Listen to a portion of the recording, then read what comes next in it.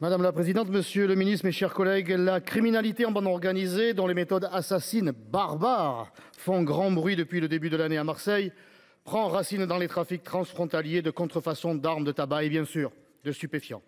21 morts depuis le début de l'année dans la cité phocéenne, des quartiers entiers passés sous un autre droit vivent dans la peur des balles perdues et d'éventuelles représailles de la part des narcoterroristes qui font la loi.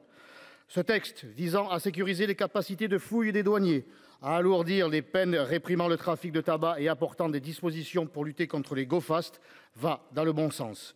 Cependant, il ne change pas la philosophie du problème.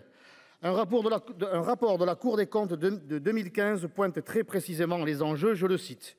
Il existe une contradiction latente entre la volonté d'assurer la plus grande fluidité du marché intérieur de l'Union européenne et la nécessité de garantir le respect des normes et règles dont les douanes veillent à l'application. La tendance de la Commission a jusqu'à présent été de favoriser la libre circulation plutôt que le contrôle. La Commission européenne, encore et toujours ce boulet idéologique qui refuse de prendre en compte la réalité. Car l'absence de frontières nationales a engendré laxisme, désordre et ensauvagement. Les différents élargissements de l'Union n'ont d'ailleurs pas du tout été pris en compte dans l'évolution des moyens attribués aux douanes, bien au contraire.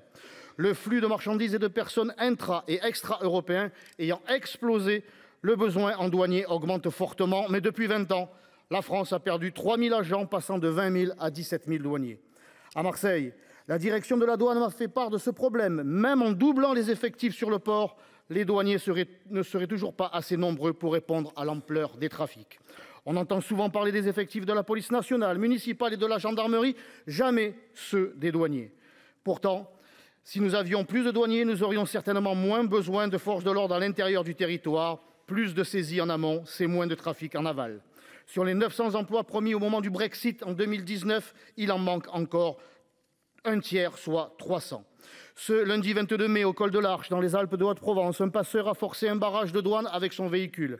12 clandestins ont été découverts à l'intérieur. Les douaniers, on le voit, jouent un rôle primordial de sécurité avec la police aux frontières. Par ailleurs, le marché de la cocaïne explose dans notre pays. En plus des saisies historiques sur le port du Havre en 2022, avec 10 tonnes, le port de Marseille-Fos a connu lui aussi un record avec 1,7 tonne de cocaïne saisie par les douanes. En France, ce sont les douanes qui sont à l'origine de 70% des saisies de stupéfiants. Mais elles sont victimes de la politique du chiffre qui les oblige, faute d'effectifs donc, à délaisser le stup pour atteindre les autres objectifs imposés par les bureaucrates des ministères. Alors, monsieur le ministre, plutôt que de communiquer sur les centaines de postes à la DGFiP, il serait plus judicieux de rendre à la douane sa compétence d'enquête sur les fraudes à la TVA qui représentent 25 milliards d'euros et de lui accorder les effectifs dont elle a besoin pour remplir sereinement et efficacement l'intégralité de ses missions. Monsieur Ravier.